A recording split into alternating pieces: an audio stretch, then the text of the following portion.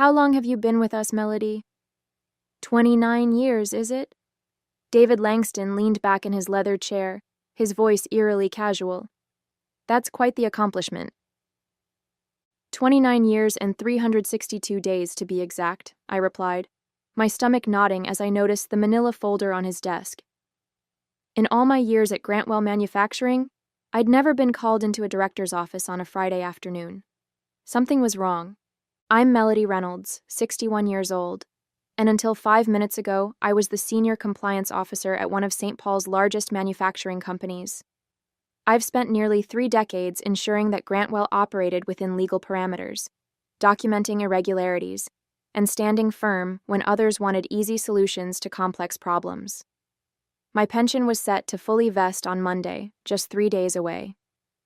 The milestone I'd worked my entire adult life for was within reach. David slid the folder across his polished desk. Due to budget constraints, we're letting you go. His eyes never met mine. Effective immediately. The room seemed to tilt slightly. Budget constraints? Grantwell had just announced record profits last quarter. This is your severance package, he continued, tapping the folder with his manicured finger. Sign by tomorrow or get nothing. HR will escort you to clean out your desk. I should have felt anger, shock, perhaps even the urge to plead. Instead, a strange calm washed over me. This wasn't random. This was calculated, precisely timed to fall before my pension vested. Thank you for the opportunity, I said quietly, picking up the folder. I didn't open it. David looked surprised by my composure, perhaps expecting tears or protests. But I'd spent my career examining patterns, and this one was clear as day. I stood, smoothed my skirt, and walked out with my dignity intact. Janet from HR hovered awkwardly as I packed my personal items, the photo of my late husband Thomas, the potted plant my daughter had given me when she left for college 15 years ago, and the plaque I'd received for 25 years of service. I didn't take much. Most of what mattered couldn't fit in a cardboard box. I'm so sorry, Melody, Janet whispered, glancing nervously toward the security guard waiting to escort me out. This isn't right. It is what it is, I replied, but inside I knew better. This wasn't just wrong, it was potentially illegal. For the past 4 years, I'd been meticulously documenting financial irregularities that had accelerated since David joined the company. I'd sent detailed memos up the chain, flagged suspicious patterns, and even presented evidence of backdated reports. All of it had been dismissed, buried, or returned with instructions to focus on more pressing matters. As I walked through the lobby one last time, the security guard awkwardly held the door. Have a good weekend, Mrs. Reynolds, he said, clearly uncomfortable with his role in this charade. I nodded politely. I believe I will. The drive home felt surreal. 29 years of dedication ended with a manila folder and a cardboard box. The April rain tapped against my windshield as I navigated the familiar streets of St. Paul, Minnesota, past the cathedral where Thomas and I had married, beyond the school where our daughter had graduated, toward the modest home I'd maintained on my own since becoming a widow 12 years ago. I thought about the sacrifices I'd made for Grantwell, the missed recitals during those early years when I worked late to earn my promotions, the family vacations cut short when compliance emergencies arose, the countless evenings spent reviewing documentation that nobody else had the patience to examine. I'd given the company my prime years, believing in the security that my pension would eventually provide. When I pulled into my driveway, I sat quietly for a moment, allowing myself to feel the weight of what had happened. David Langston had been with the company just 6 months. He'd arrived with a reputation for streamlining operations, which typically meant cutting costs at any price. I'd known we would eventually clash when I refused to certify compliance on his latest cost-cutting initiative, a measure that skirted several regulatory requirements. What I hadn't anticipated was how quickly and ruthlessly he would move to eliminate me. Inside, I made myself tea and sat at my kitchen table, finally opening the severance package. The terms were insulting: 3 months' salary in exchange for waiving all rights to future claims against the company. No pension, no healthcare continuation, no acknowledgement of nearly 3 decades of service. Just a check and a legal trap designed to silence me. The document required my signature by 5 p.m. tomorrow. They were counting on fear and desperation to make me sign quickly, without consulting anyone. This wasn't standard practice. It was a targeted effort to rob me of what I'd earned. I set the papers aside and walked to my home office, where I kept my personal records. Behind a row of family photo albums sat a fireproof lockbox, my insurance policy. For 4 years, I'd been bringing home copies of troubling financial documents, keeping detailed notes of conversations, and saving emails that outlined patterns of misconduct. Not because I planned to use them, but because my professional instincts told me something wasn't right. I opened the box and reviewed its contents: loan applications with falsified data, quarterly reports with manipulated figures, emails instructing staff to backdate quality control certifications. It was all there, over 1,000 pages of evidence showing systematic fraud that had accelerated under David's direction. I'd reported every issue through proper channels, only to be ignored or sidelined. I reached for my phone, scrolling to a contact I hadn't called in years. Gregory Santos had been Grantwell's chief financial officer before leaving to work for the Securities and Exchange Commission. He'd always respected my diligence, even when others found it tedious. It's time, I thought, as my finger hovered over his name. The next morning, I woke with purpose. After speaking with Gregory for nearly 2 hours the previous evening, I had a clear path forward. I dressed carefully in the navy suit I reserved for important meetings, as if preparing for battle. In a way, I was. Gregory had listened intently as I outlined the situation and described the documentation I'd collected. His response was measured but resolute. "This isn't just wrongful termination, Melody. Based on what you're describing, Grantwell could be facing serious securities violations. The timing with your pension, that's just the tip of the iceberg." He'd explained the whistleblower protections available through the SEC and arranged for me to meet with his team on Monday morning. "Don't sign anything," he'd cautioned, "and secure those documents somewhere safe." I spent Saturday morning making copies of everything, organizing the evidence chronologically, and preparing a detailed index. The work kept my mind focused, preventing the anger and hurt from overwhelming me. By noon, I had 3 identical packages ready, one for the SEC, one for my personal records, and one that would serve as leverage if needed. My phone rang several times throughout the day. Janet from HR, David Langston, even the company's general counsel. I let each call go to voicemail, listening to their increasingly urgent messages. "Melody, we need that paperwork signed today." David's voice was tense. "I can come by and pick it up if that helps." The legal counsel was more direct. "Ms. Reynolds, it's imperative we receive your signed agreement before close of business. Failure to comply could jeopardize your severance package entirely." Their desperation confirmed what I already suspected. They knew they were vulnerable and wanted my silence secured before the weekend ended. At 4:30 p.m., my doorbell rang. Through the peephole, I could see David standing on my porch, his expensive suit looking out of place in my modest neighborhood. I didn't answer. "Melody, I know you're in there," he called through the door. "This is ridiculous. Just sign the papers and we can all move on." I watched silently as he eventually placed an envelope in my mailbox and returned to his luxury sedan.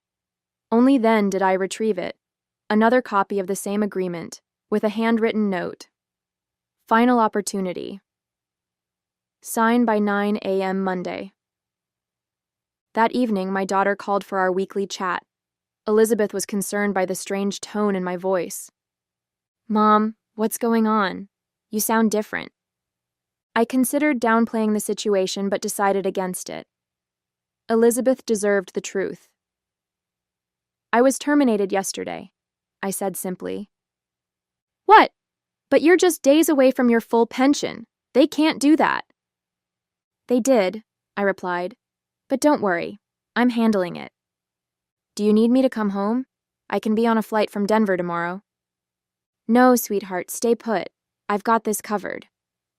After we hung up, I sat in my living room as darkness fell, thinking about Monday's meeting with the SEC. For years, I'd tried to address these issues internally, believing in the system and the company's integrity. I'd been loyal, discreet, and professional, even when I suspected serious wrongdoing. But Grantwell had made its choice, and now I would make mine. I would not be signing their agreement. I would not be silenced. And most importantly, I would not let them discard 3 decades of my life without consequence. Monday couldn't come soon enough. Monday morning arrived with a clarity I hadn't felt in years.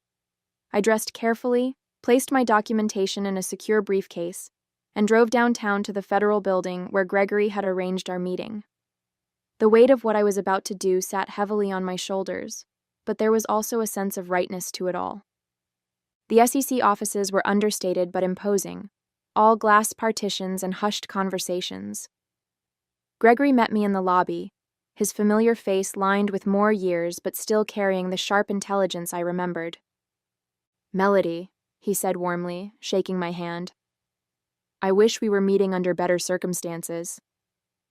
"It's good to see you, Gregory," I replied. "Thank you for taking this seriously." He led me to a conference room where 2 other investigators waited: Angela Brennan, a senior enforcement attorney, and James Weston, a forensic accountant. Both greeted me with professional courtesy. "Mrs. Reynolds," Angela began, "before we start, I want to confirm that you understand the process we're initiating today. Once you share this information with us, an investigation becomes official. There's no turning back." I nodded. "I understand completely." For the next 3 hours, I walked them through my documentation. The irregular financial reporting I'd first noticed 4 years ago, when shipments didn't match invoices. The quality control certifications that had been backdated after products had already been shipped. The pattern of revenue manipulation that had intensified in recent quarters, particularly after David Langston's arrival.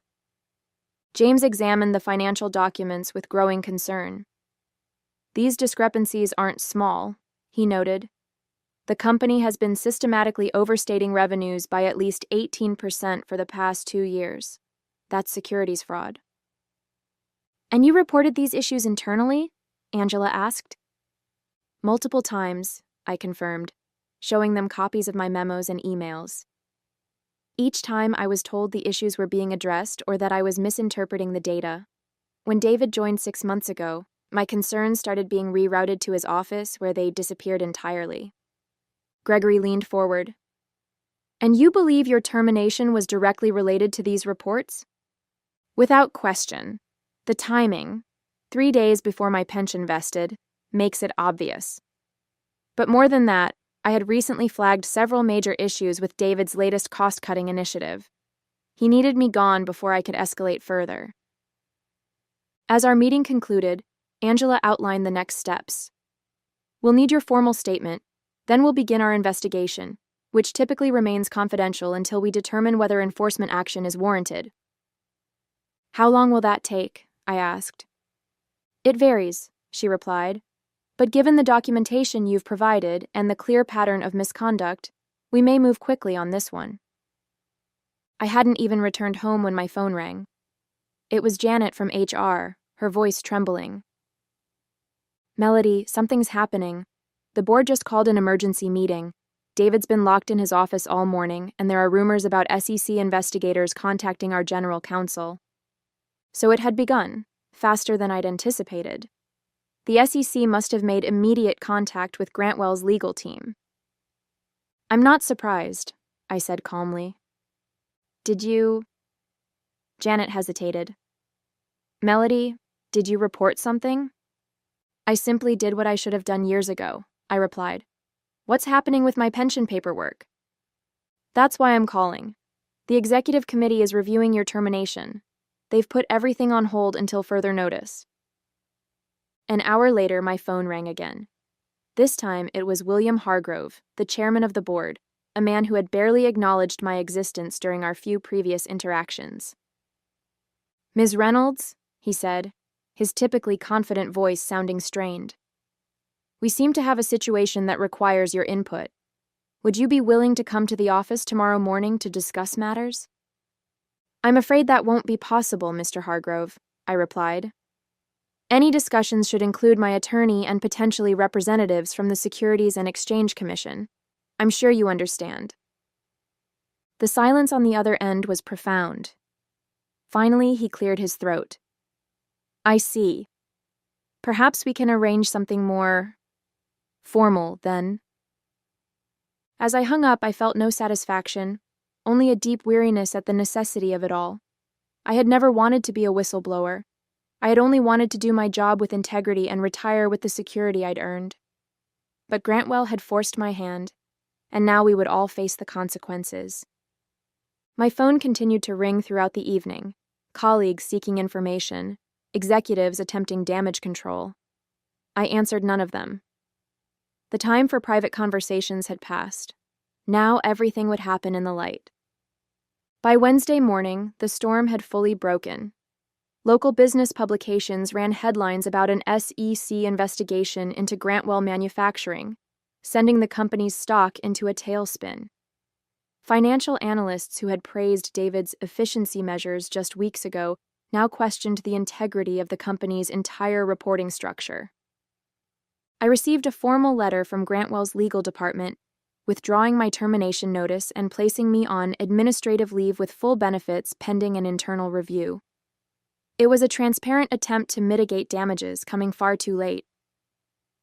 At 10 a.m., my attorney Barbara Reynolds, no relation, but the coincidence amused us both, accompanied me to a meeting at Grantwell's headquarters. The same security guard who had escorted me out on Friday now nodded respectfully as we entered. The atmosphere in the building was tense, with employees huddled in whispered conversations that stopped abruptly when we passed.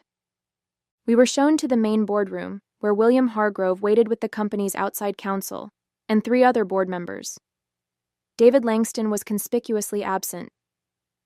"Thank you for coming, Ms. Reynolds," William began, seeming to have aged years in just a few days. "We've initiated a comprehensive internal investigation into the concerns you've raised." Barbara spoke before I could respond. "Let's be clear about something, Mr. Hargrove. Ms. Reynolds didn't suddenly raise these concerns after her termination. She documented and reported them repeatedly over a period of 4 years, as her job required her to do. The company's decision to ignore those reports, and then to terminate her days before her pension vested, speaks volumes." William shifted uncomfortably. "Yes, well, that's part of what we're investigating. I want to personally assure Ms. Reynolds that her termination has been rescinded. We consider her an employee in good standing with all benefits intact." "Including my pension?" I asked directly. "Of course," he replied quickly. "In fact, we're prepared to offer you a consulting role after your retirement, which you can begin immediately if you wish. We value your expertise and—" "My client isn't making any decisions today," Barbara interrupted, "and any discussion about future arrangements should be preceded by a full accounting of how her previous concerns were suppressed." The meeting continued for another hour, with the board members attempting to distance themselves from both David's actions and the financial irregularities I'd documented. They painted themselves as victims of misinformation, expressing shock and disappointment at the apparent misconduct. I remained mostly silent, letting Barbara handle the legal maneuvering while I observed their body language. These were people I'd worked alongside for years, yet they'd never noticed me. Not really. Now they couldn't look away, their expressions a mix of fear and newfound respect. As we prepared to leave, William made one final appeal. "Melody, we're hoping you might consider speaking with the SEC investigators about the corrective actions we're taking. Your support would be invaluable." I looked at him directly for the first time. "Mr. Hargrove, I've spent 29 years dedicated to this company's compliance. During that time, I filed 47 major reports documenting serious irregularities. I sent 16 memos specifically addressing the issues now under investigation. I requested 9 meetings with executive leadership to discuss these concerns, of which only 2 were granted, and neither resulted in action. At what point in that history did I have your support?" The room fell silent. I'll cooperate fully with both the internal investigation and the SEC, I continued. But I'll be speaking only to the facts, as I always have. Whether those facts support or damage Grantwell will depend entirely on what you do next, not what you say in this room. As Barbara and I walked out, she whispered, "That was perfectly stated." It wasn't until we reached the parking lot that I allowed myself a deep breath. The adrenaline that had carried me through the confrontation began to fade, leaving me drained but clear-headed. This wasn't victory, not yet. It was merely the beginning of accountability.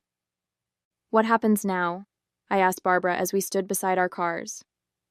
"Now?" She smiled slightly. "Now they scramble to save what they can while the investigation continues. But make no mistake, Melody, they're terrified of you." I shook my head. "They're not terrified of me, they're terrified of the truth. There's a difference." Barbara nodded thoughtfully. "There is indeed. And that difference is why you'll win this, regardless of how it plays out." As I drove home, I wondered what Thomas would have thought of all this. My late husband had always encouraged my meticulous nature, even when others found it frustrating. "Your attention to detail isn't a quirk, Melody," he'd say. "It's a superpower." Perhaps he'd been right all along. By Friday, exactly 1 week after my termination, the story had evolved into a full-blown corporate scandal. The SEC had issued formal requests for information from Grantwell, and an internal memo from William Hargrove announced David Langston's immediate suspension pending investigation. The company's stock had dropped nearly 30%, triggering concerns from major investors and partners. I was no longer just Melody Reynolds' overlooked compliance officer. Business journals now referred to me as a whistleblower and the woman who exposed Grantwell. The sudden attention was uncomfortable, but I remained focused on the process, working closely with the SEC investigators who now had offices set up in a separate building near Grantwell's headquarters. The evidence I'd provided had opened many doors, but the investigation was revealing even more troubling patterns. Gregory called to update me on their progress. "Melody, it's worse than we thought," he said, his voice grave. "The financial manipulation goes back at least 5 years, predating Langston. He accelerated it, but he didn't start it." "I suspected as much," I replied. "There were irregularities I couldn't fully document because I couldn't access certain executive-level reports." "Well, we can access them now," Gregory continued. "And they tell a story of systematic fraud designed to inflate the company's value. The board is claiming ignorance, but at least 3 members had to have known. They signed off on key transactions." This news should have vindicated me, but instead, it left me feeling hollow. The company I'd dedicated my life to had been corrupted at levels even I hadn't fully comprehended. The people I'd trusted with my concerns had been actively participating in the very fraud I was reporting. That afternoon, I received a call from Elizabeth. Her voice was tight with anger. "Mom, have you seen the news? They're trying to discredit you." I hadn't. I'd been avoiding media coverage, focusing instead on the official proceedings. "What are they saying?" I asked calmly. "That Grantwell executive, Langston, gave an interview claiming you had performance issues and were bitter about being passed over for promotion. He's making it sound like you're retaliating because of personal grievances." I wasn't surprised. It was a predictable defense strategy: attack the whistleblower's credibility rather than address the allegations. "It doesn't matter, Elizabeth," I assured her. "The evidence speaks for itself. My performance reviews have been exemplary for 29 years. They can't rewrite that history now." But David was trying to do exactly that. By that evening, several news outlets had picked up his narrative, questioning my motives and suggesting I had manipulated documentation to frame him. It was a desperate move from a desperate man, but it still stung to see my integrity questioned so publicly. Barbara called immediately. "Don't respond to any of it," she advised. "The SEC will issue a statement tomorrow clarifying your whistleblower status and the credibility of your evidence. Let the official channels handle this." I wasn't planning to respond, I told her, but I am going to do something else.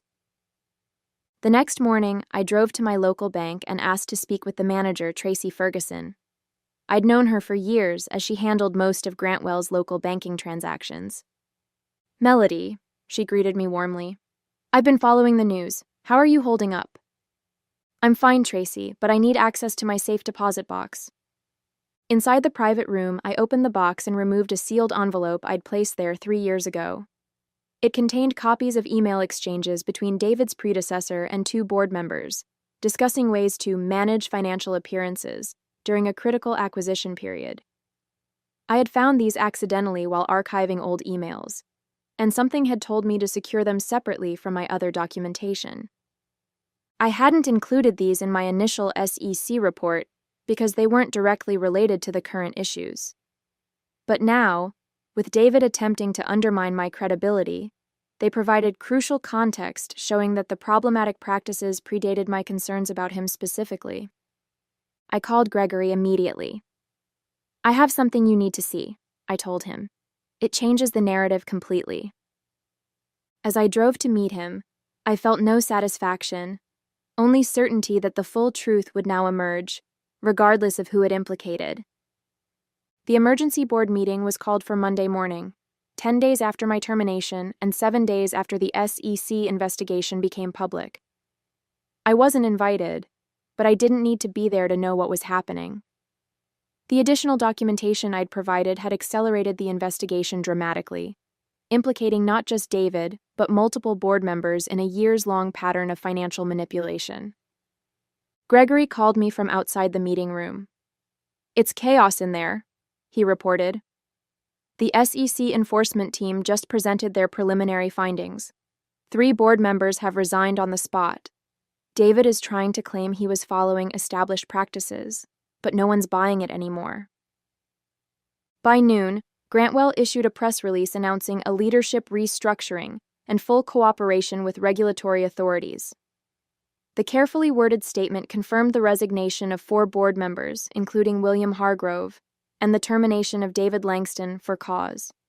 The company's stock, already battered, dropped another 12%.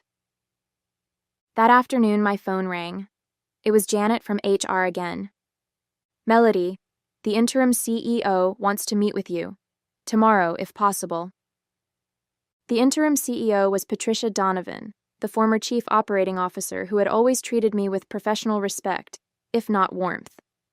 I agreed to the meeting but insisted it take place at my attorney's office. When Patricia arrived the next day, she looked exhausted but determined. "Melody, I won't waste time with pleasantries," she began. "The company is in crisis, and you're at the center of it. Not because you did anything wrong, but because you were the only one who consistently did what was right." She slid a folder across the table, eerily similar to the termination paperwork David had presented just 11 days earlier. "This officially rescinds your termination, reinstates your employment retroactively, and confirms your full pension vesting," she explained. "It also includes an additional compensation package recognizing the difficulties you've experienced." I opened the folder. The compensation package included a sum equal to 5 years of my salary, full healthcare coverage for life, and a formal apology from the board. "We're also establishing a new corporate ethics division," Patricia continued. "We'd like you to help design it, as a consultant, after your retirement. Your experience is invaluable." I closed the folder without commenting on the offer. "And David Langston? The board members involved?" Patricia's expression hardened. "Criminal charges are expected. The company will not be defending them." Justice, it seemed, had finally arrived at Grantwell Manufacturing. 6 months later, I sat in a federal courtroom, watching as David Langston and 2 former board members entered guilty pleas to securities fraud charges. The man who had so casually ended my career now looked diminished in his dark suit, his arrogance replaced by defeat. Our eyes met briefly as he turned to leave, and I saw recognition there, not of me specifically, but of what I represented. The consequences of his actions personified. The Grantwell scandal had become a case study in corporate governance failures and the crucial role of internal compliance. I had declined the consulting position with the reorganized company, choosing instead to work with regulatory agencies to develop better whistleblower protocols. My story had inspired other compliance officers to come forward with their own documentation of corporate wrongdoing, creating a ripple effect across industries. The SEC had awarded me a substantial whistleblower payment, 15% of the penalties assessed against Grantwell. Combined with my pension and the settlement, I had more financial security than I'd ever imagined possible. I'd established a scholarship fund for women pursuing careers in corporate ethics and compliance, naming it after Thomas. Elizabeth had relocated to St. Paul to be closer to me, bringing my 2 grandchildren with her. We spent weekends together at my new lakeside home, building memories I'd missed while working all those long hours. One evening, as we sat watching the sunset over the water, Elizabeth asked a question that caught me off guard. "Mom, do you regret staying at Grantwell all those years, given how it ended?" I considered this carefully. "No," I finally answered. "I regret that it was necessary to expose them, but I don't regret my work there. Integrity isn't just about being honest when it's easy.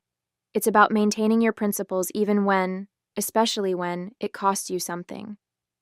Elizabeth nodded thoughtfully. "You taught me that, not with words, but by example."